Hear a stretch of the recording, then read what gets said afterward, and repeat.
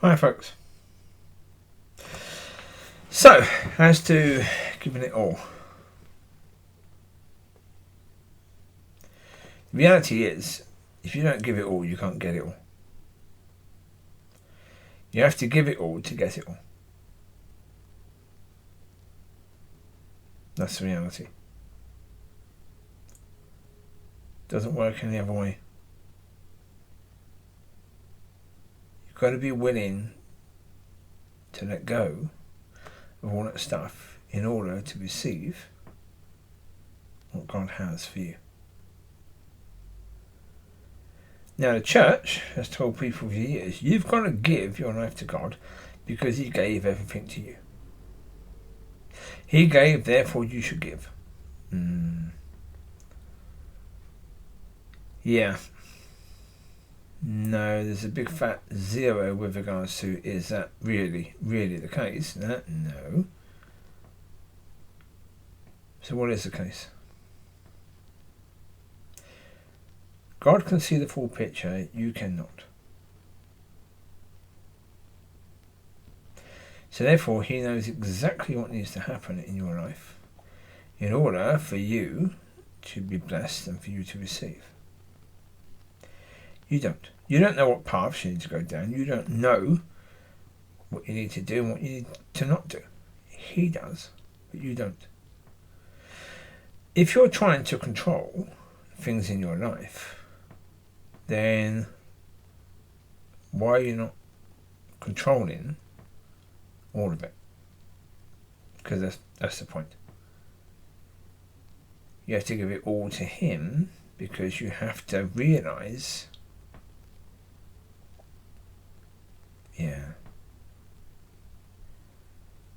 you can't see. It's like trying to get to a destination without having any signs, any maps, any sat-navs, anything at all. Are you going to give control of your journey to God? If you're going to give control of your journey to God, then you need to let go of all those things that you do to control. Otherwise, you've not really given control. You've given a bit of control, and God is not interested in that, because God knows that doesn't help. You either give it or you don't. Well, as I said, it's like you sort of sitting on the fence. If you're sitting on the fence between God and the devil, God will never drag you into His kingdom, but the devil will drag you back into his. So if you're sitting on the fence, you're only going to be dragged into one direction. If you're giving some bits of yourself to God but keeping others, you are sitting on the fence. You've got a bit of the world and a bit of God. You've decided to keep it like that. Yeah. God says, well, in that case, you've actually got none of me. None of me at all. I say, it is the case. With God, it's the same as the trees. You cannot, we know this according to Genesis, you cannot eat of the tree of life if you are eating of the tree of knowledge of good and evil. Right? You have to fully stop eating from the tree of knowledge of good and evil before you can eat from the tree of life. Now, I guarantee the tree of life is as real as it ever was. If you believe that the tree of life is real because Genesis says so, then it's still real now. It still exists now as it did then. And the fruit of that tree is exactly the same now as it was then. Immortality.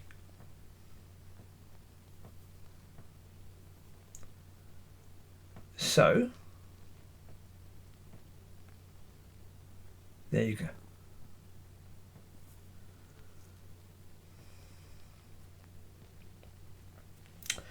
So with regards to all of that,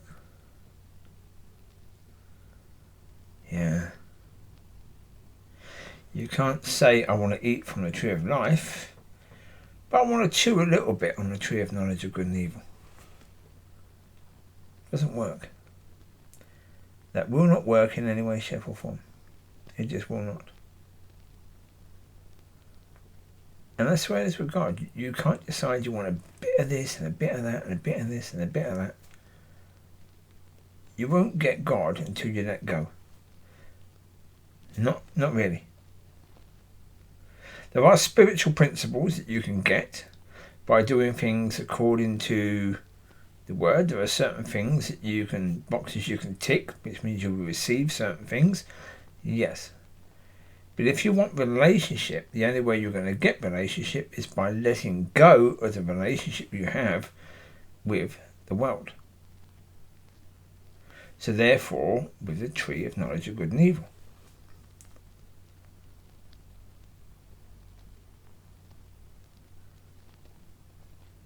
Then, by doing that,